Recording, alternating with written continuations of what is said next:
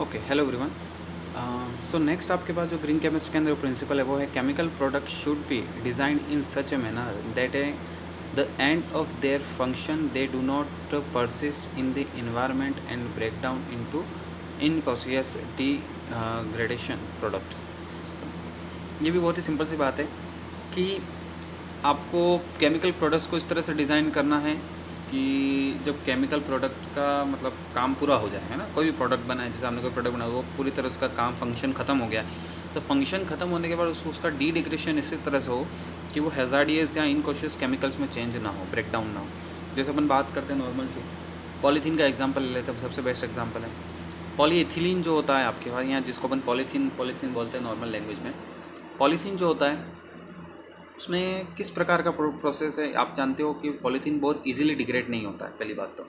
दूसरा, अगर ये इसको डिग्रेड करने की कोशिश करे भी सही, है ना, कुछ ऐसे प्रोसेसेस होते हैं, पायरोलाइसिस प्रोसेस होता है जिससे इसको डिग्रेड किया भी जाता है, पर उसमें भी क्या होता है, इन्वायरमेंट में बहुत हैज़ार्डियस गैसेस रिलीज़ होती हैं।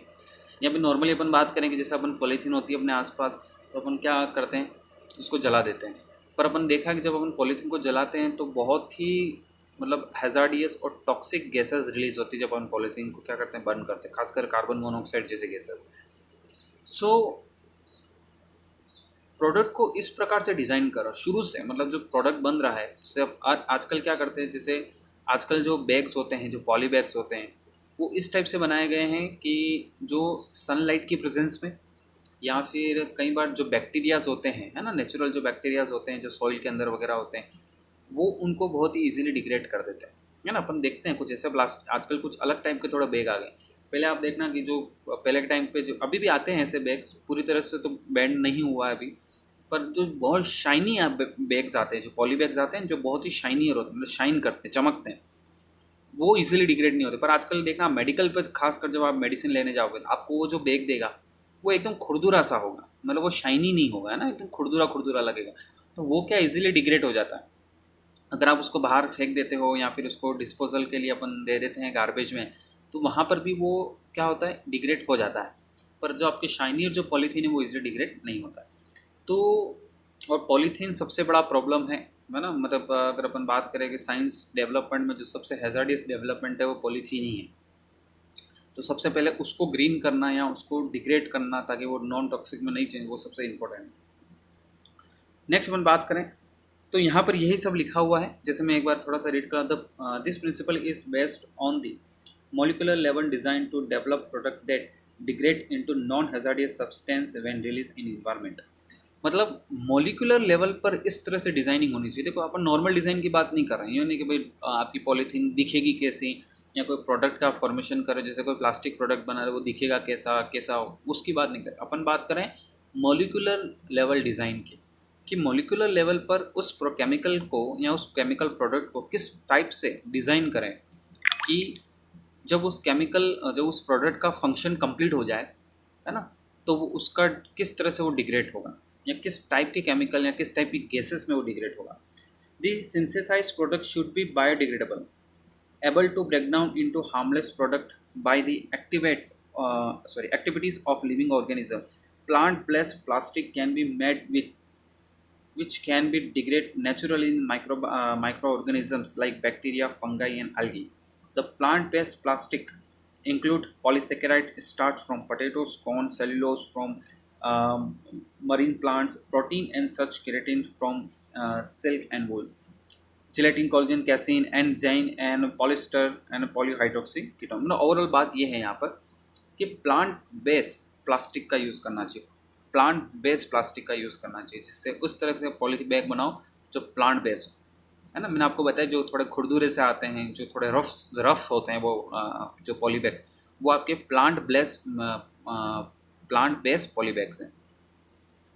नेक्स्ट अपन बात करें, नेक्स्ट जो प्रिंसिपल है वो है analytical methodology needs to be further develop to allow the real time in process monitoring and control prior to the formation of hazardous substance.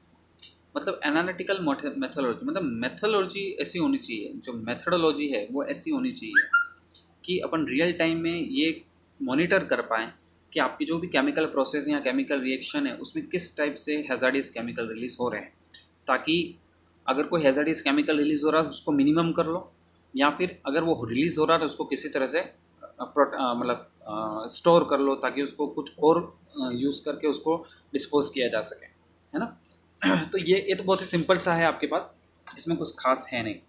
Next आपके पास जो लास्ट बचता है प्रिंसिपल, वो है substance and the form of a substance used in a chemical process should be chosen as to as minimize the potential for chemical accident include release, explosion and fires। अब इस point में मैंने आपको पहले ही समझा दिया था कि भाई केमिकल प्रोसेस के अंदर आपको जो केमिकल आपको यूज़ करने हैं वो उस तरह से होने चाहिए कि जिनमें मिनिमम रिस्क हो, है ना।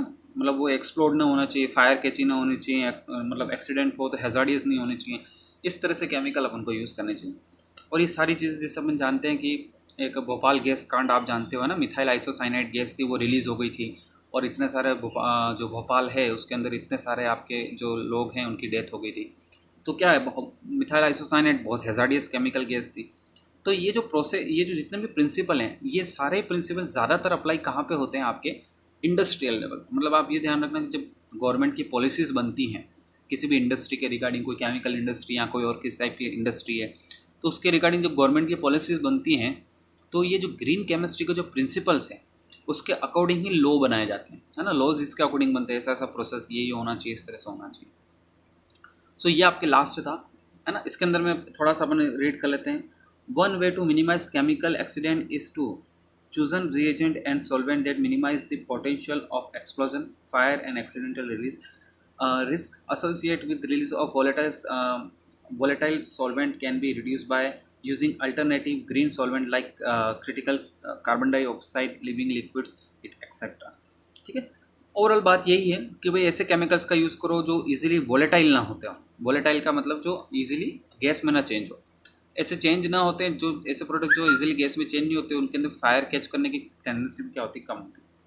तो बस ये आपकी क्या हो गए, जैसे यहाँ लिखा भी हुआ है भोपाल गैस स्ट्रेटजी ऑकर्ड इन दिसंबर, है ना, यह पूरा लिखा हुआ है यहाँ पर। तो ये आपके ग्रीन केमिस्ट्री के जो प्रिंसिपल हैं वो ख़त्म होते हैं। अब यहाँ पे बात कर रहे हैं तो ग्रीन केमिस्ट्री के प्रिंसिपल, इसके अंदर जितने भी इस चैप्टर के अंदर टॉपिक है वो सारे इसमें कवर हो चुके हैं प्रिंसिपल के अंदर। अब यहाँ पे कुछ एप्लीकेशंस दे रखे हैं, तो थोड़ा सा अपन इस पर फोकस करें, ज़्यादा डीप में नहीं जाएंगे अपन इनके, है ना। ये मतलब पूरा अगर आप जो यहाँ पर लिखा हुआ है ये तो पूरा आपके मास्टर्स लेवल का है, बस ये थोड़ा सा आपको ध्यान रखना है। Application, green chemistry can be used for synthesis of wide variety of organic compound by using green method of example. सिर्फ आप थोड़ा सा ध्यान रखना है, एग्जाम्पल के फॉर्म में ध्यान रखना है ना, पूरी पूरी रिएक्शन आपको याद करने की ज़रूरत नहीं है इसके अंदर। जैसे synthesis of adipic acid, definitely adipic acid को जानते हैं, है ना। डाई कार्बोक्सिलिक एसिड के एग्जाम्पल्स में जो एडिपिक एसिड है वो आपके बहुत ही इंपॉर्टेंट केमिकल है या बहुत ही इंपॉर्टेंट एसिड है। जैसे यहाँ पर एडिपिक एसिड के फॉर्मेशन का एक मेथड दे रखा है। क्या मेथड दे रखा है, याद, मैं कह रहा हूँ याद नहीं करना है, सिर्फ आप ध्यान रखना है। जैसे बेसिक एडिपिक एसिड को बनाने का अपने पास ग्रीन मेथड अवेलेबल है, इस तरह से अपन ध्यान रखेंगे। जैसे थोड़ा सा अपन देख लेते हैं। It is an industrial important chemical required the production of nylon, polyurethane, lubricants and plasticizer. Traditional method utilize benzene cryogenic for the production of adipic acid utilized following step.